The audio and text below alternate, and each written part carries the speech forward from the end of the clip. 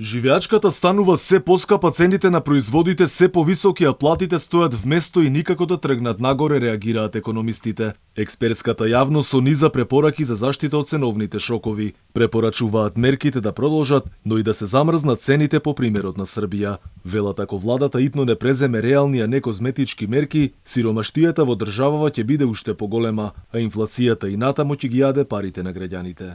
Ова зголемување на цени влие врз зголемување на сиромаштијата во државата.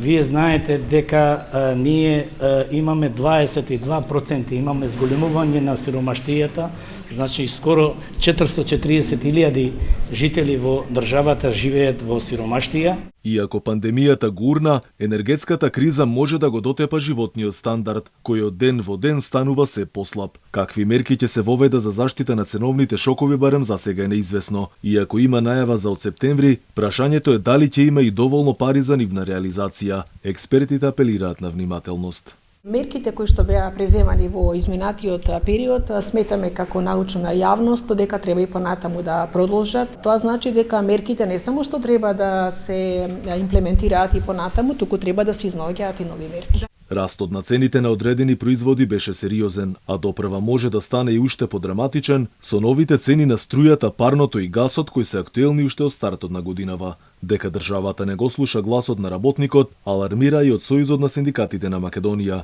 кој најавија дека ќе поднесат тужба зашто владата нема слух за усогласување на платите со порастот на минималецот, пари кои на граѓаните им се и повеќе од потребни. Тужбата, како што велат од ССМ, ќе биде поднесена пред домашните и странските судови.